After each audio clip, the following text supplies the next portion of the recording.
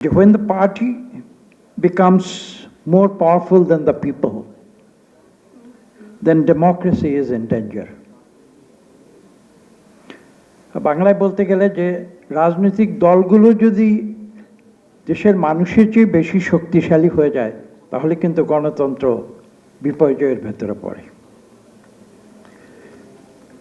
এই কথাটি বলেছি কারণ এই কথাটির সঙ্গে আজকের যে গবেষণাপত্র তার একটি অত্যন্ত গভীর যোগসূত্র রয়েছে, আমি সেভাবে দেখেছি। আমি কেন এই কথা বলছি সেটা কিছুক্ষণ পরে সে কথায় যাব এবং আমি সেটা ব্যাখ্যা করব। তার আগে আমি আরেকটি বিষয় আপনাদের সামনে উপস্থাপন করতে চাই, সেটা হচ্ছে এই যে এখানে একটি গবেষণাপত্র আছে, পিয়ার সিস্টেম বাংলাদেশের বেলায় প্রযোজ্য কিনা। এই কাজটি কিন্তু আমরা করেছিলাম আজকে থেকে 10 বছর আগে। এখানে একজন বক্তা বলেছেন যে পিয়ার কোনো বাংলাদেশি ইস্যু ছিল না, জনগণ কোনোদিন পিয়ার নিয়ে কথা বলেনি, কিন্তু পলিটিক্যাল সায়েন্সে যেহেতু এই বিষয়টি এসেছে, মূলত দুটি পদ্ধতি নির্বাচনে। একটা বলা হয় যে ফার্স্ট পাস্ট দ্য পোস্ট, যারা এখানে পলিটিক্যাল সায়েন্সের স্টুডেন্ট আছেন তারা জানবেন। এফপিটিপি অর্থাৎ আমরা যে প্রক্রিয়া নির্বাচন এখন করি, খুব সহজ বাংলায় বলছি, আমরা তো খেলার মাঠে যাই, বাৎসরিক স্পোর্টস হয়, সেখানে দেখি যারা দৌড় প্রতিযোগিতায় অংশগ্রহণ করেন, একটা স্টার্টিং পয়েন্ট থাকে আর একটা শেষ একটা ফিতে, লাল ফিতে দেওয়া থাকে, সেটাকে আমরা বলি পোস্ট। তো ফার্স্ট পাস দ্য পোস্ট মানে হচ্ছে আমরা যখন রেস শুরু করি, দৌড় শুরু করি প্রতিযোগিতা, সবার আগে যে লাল ফিতায় পৌঁছে তিনি কিন্তু বিজয়ী। এবং বাংলাদেশে যে পদ্ধতিতে নির্বাচন হয় সেটা কিন্তু ফার্স্ট পাস দ্য পোস্ট, অর্থাৎ যেই সবচেয়ে বেশি ভোট পান তিনি কিন্তু বিজয়ী হন। এখানে কিন্তু 50% হলো কি না হলো, এখানে কোনো ক্রমানুসারে হলো কি না হলো, কে প্রথম হয়েছে, কে দ্বিতীয় হয়েছে, কে তৃতীয় হয়েছে, কে চতুর্থ হয়েছে, কে পঞ্চম সংখ্যক ভোট পেয়েছে, সেটা কিন্তু গুরুত্বপূর্ণ নয়। এবং এটা বাংলাদেশে এই কারণেই প্রচলিত যে বাংলাদেশের যে আর্থ সামাজিক ব্যবস্থার কথা একটু আগে এখানে বিভিন্ন আলোচক তারা উল্লেখ করেছেন, আমাদের আর্থ সামাজিক অবস্থার পরিপ্রেক্ষিতে সামাজিক এবং আর্থিক এবং আমাদের কালচারাল এবং আমাদের যে মানসিক যে সাইকোলজি, সেই সব কিছুর পরিপ্রেক্ষিতে সবচেয়ে সহজ যে পদ্ধতি যাতে করে আমরা মানুষের মতামতটা রাষ্ট্রীয় পর্যায়ে উন্নীত করতে পারি, সেটা হচ্ছে first pass the post, FPTP পদ্ধতি। অর্থাৎ এই পদ্ধতিতেই কিন্তু, আর এটার আরেকটা পলিটিক্যাল সায়েন্সের ভাষায় আরেকটা টার্মিনোলজি আছে, তাকে বলা হয় যে সিঙ্গল ট্রান্সফারেবল ভোট। অর্থাৎ আমি একজনকে ভোট দিচ্ছি এবং যে সর্বোচ্চ ভোট পাবে সেই বিজয়ী। এর চেয়ে সহজ ভোটিং পদ্ধতি এই পৃথিবীতে নেই। এবং আপনারা লক্ষ্য করেছেন যে বিশ্বের যে মডেলে আমরা গণতন্ত্রটাকে প্র্যাকটিস করি বাংলাদেশে, দি ওয়েস্টমিনিস্টার, যেখানে 1000 বছর ধরে এই গণতান্ত্রিক পদ্ধতি একটা ক্রমানুসারে, যেটা আজকের বিলাতের গণতান্ত্রিক পদ্ধতিতে রূপ নিয়েছে, তা সত্ত্বেও কিন্তু সেখানে পিয়ার পদ্ধতি প্রচলিত হয়নি। আমেরিকার যুক্তরাষ্ট্রে 250 বছরের যে গণতন্ত্র, সেখানে কিন্তু পিয়ার পদ্ধতি প্রচলিত হয়নি। বিশ্বের বড় বড় যে গণতন্ত্রগুলো রয়েছে, কানাডা বলুন, অস্ট্রেলিয়া বলুন, ভারত বলুন, কোথাও কিন্তু পিয়ার পদ্ধতির প্রচলন হয়নি। সংসদ নির্বাচনে কনস্টিটিউয়েন্সির বেসিসে হয়। তো আমি সেই কথাগুলো অধিকতর ব্যাখ্যা যাব না। আমার মনে হয় যে আমরা গবেষণাপত্রে যা পেয়েছি এবং আমরা যা মুখে বলছি, তবে গবেষণায় স্যাম্পলিংয়ের মাধ্যমে হয়তো আরেকটি বিষয় তারা যোগ করতে পারতেন, যে যদি একটি সার্ভে করতেন যে বাংলাদেশের সাধারণ মানুষ কারা পিয়ার পদ্ধতি বোঝে। It's a highly complicated process এবং পিয়ার পদ্ধতি কিন্তু একরকম নয়, অন্তত 10-15-20 রকমের পিয়ার পদ্ধতি আছে এবং মিক্সড পদ্ধতি আছে, যেখানে পিয়ারও চলে, এফপিটিপি আমরা যেটা করি ফার্স্ট পাস দ্য পোস্ট, সেই পদ্ধতি, উভয় পদ্ধতিতে কিন্তু নির্বাচন হয়ে থাকে।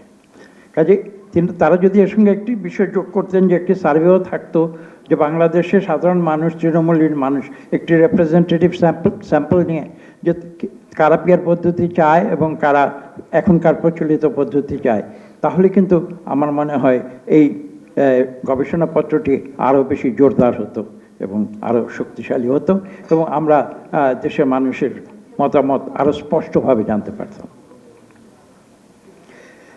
এতে গেল পিয়ার পদ্ধতির কথা। দেখুন, এইখানে 26টি দেশের কথা বলা হয়েছে গবেষণাপত্রে, যেখানে ইন্টারিম গভর্নমেন্ট হয়েছে।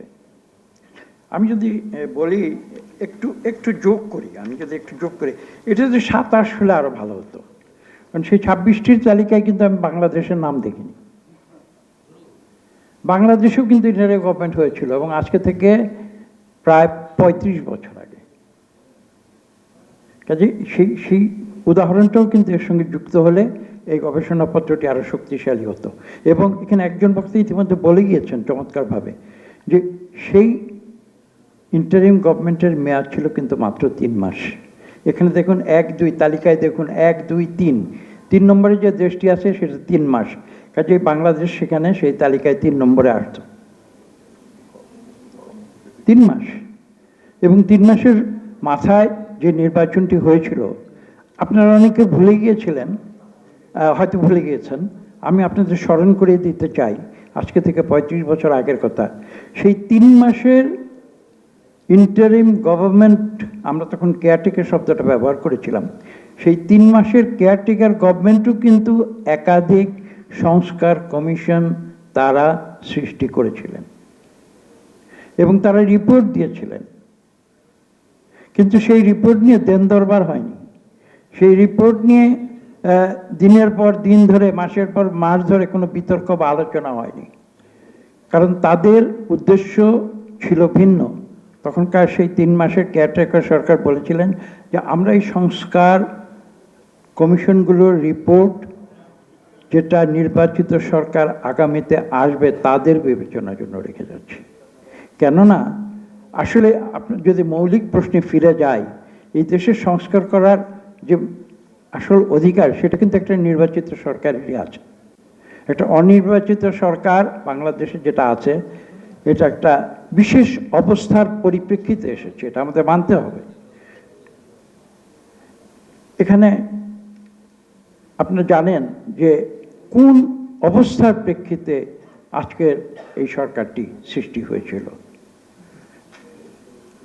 ডকট্রিন অফ নেসেসিটি আমরা যেটাকে বলি আইনের ভাষায়। কাজে তারা সেই কাজগুলো তারা করবে যেগুলো অত্যাবশ্যকীয়, নেসেসিটি যেটাকে বলা হয়, সেই নেসেসিটির প্রয়োজনে যা যা করা প্রয়োজন সেগুলো তারা করবে। কাজে আমাদের নিজের দেশে 26টি দেশে যাওয়ার দরকার নাই, আমাদের নিজের দেশে যে উদাহরণটি রয়েছে সেটি আমরা দেখি না কেন। তারা তো 3 মাসের ভিতরে প্রয়োজনীয় যা যা করার করে একটি সুষ্ঠু নিরপেক্ষ নির্বাচন দিয়েছিলেন এবং এমন একটি নির্বাচন দিয়েছিলেন যা বাংলাদেশের 54 বছরের ইতিহাসে আজও আপনি জিজ্ঞাসা করুন একজন নিরপেক্ষভাবে উত্তর দেবে যে বাংলাদেশের সবচেয়ে ভালো নির্বাচন কিন্তু 91 সালের নির্বাচন ছিল।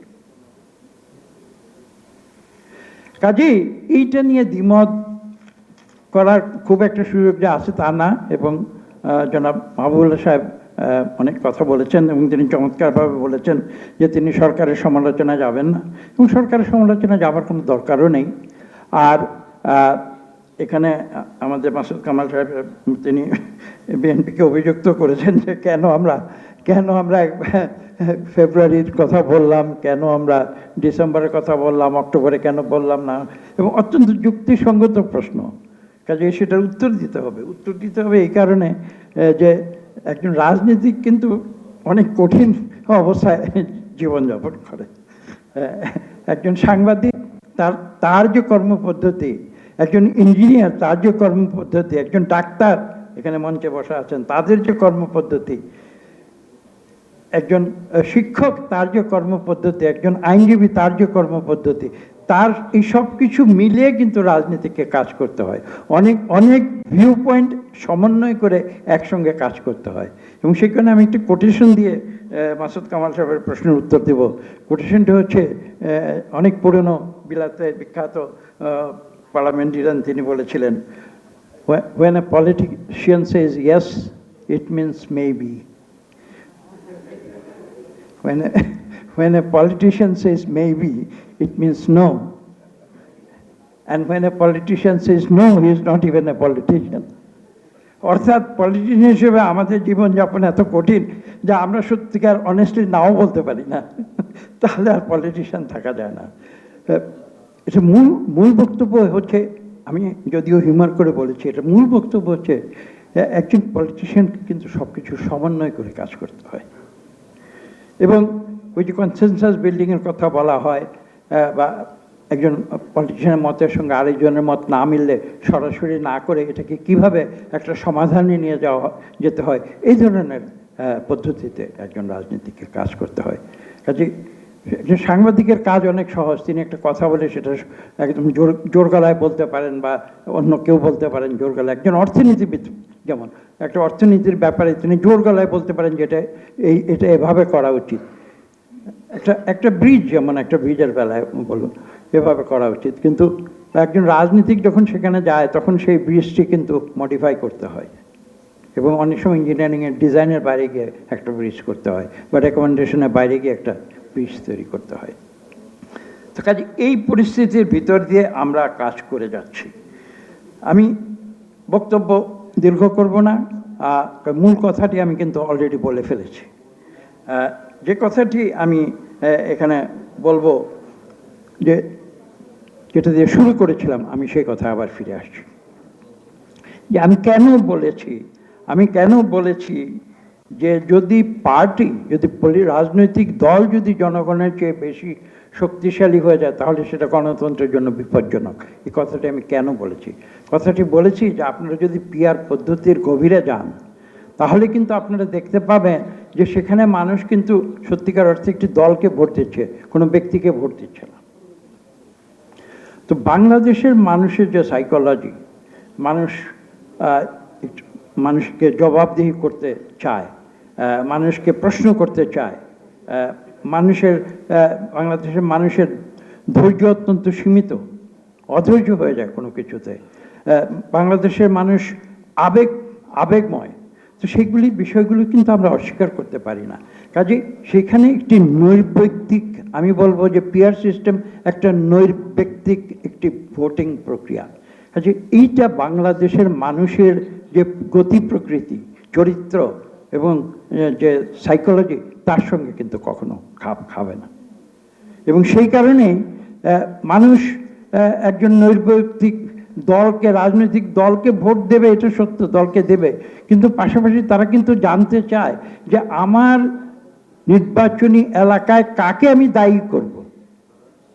বাংলাদেশের মানুষ কিন্তু আজকে আমাকে ভোট দেবে, কাল কিন্তু আমাকে দায়ী করবে। আমি যদি তার সঠিক যে এক্সপেকটেশন, তার যে প্রত্যাশা, সেটা যদি আমি পূরণ না করি, তখন আমাকে দায়ী করবে ব্যক্তি হিসেবে। এবং এইটা কিন্তু এইভাবেই আমরা রাজনীতি করে এসেছি। কাজেই আজকে এই বিষয়টি নিয়ে, নিশ্চয়ই এই বিষয়টি নিয়ে ডিবেট হবে, আলোচনা হবে। তবে বাংলাদেশের যে বর্তমান প্রেক্ষিত এবং আমরা বিশ্বের যে দেশগুলো, সেই দেশগুলোর যে প্রেক্ষিত আমরা দেখেছি। আমি যখন এই কথাগুলো বলি, অনেকে আমাকে বলেন যে পৃথিবীর তো আরও 40টা না 50টা দেশে, বিভিন্ন দেশে পিআর পদ্ধতিতে নির্বাচন হচ্ছে। তখন আমার উত্তর হচ্ছে এই, যেটা আমি বলেছি, যে ওই 30-40টি দেশের প্রেক্ষিত আর বাংলাদেশের প্রেক্ষিত কিন্তু এক নয়। যে কারণে এখানে এই পিআর পদ্ধতি একটা ডিবেট আজকে কতটা প্রাসঙ্গিক, সেটা নিয়ে কিন্তু প্রশ্ন উঠতে পারে। আরেকটি কথা উঠেছে, এই গণতান্ত্রিক সরকার, যত 3টি অংশ আছে আজকের আলোচনা। একটা হচ্ছে গণতন্ত্র উত্তরণ। তো সেই বিষয়টা বলছি যে এই যে একটি গণতান্ত্রিক সরকারে যাবার বাংলাদেশের মানুষের যে ইচ্ছে, সেই ইচ্ছেটা পূরণ করার বিষয়ে যত বিলম্ব হবে তত সমস্যা দেখা দেবে। ইতিমধ্যে সমস্যা দেখা গিয়েছে। ববি আজহার সাহেব ছিলেন, তিনি চলে গেছেন, তিনি প্রধান উপদেষ্টার সঙ্গে তার বক্তব্যের কিছু বিবরণ দিয়েছেন।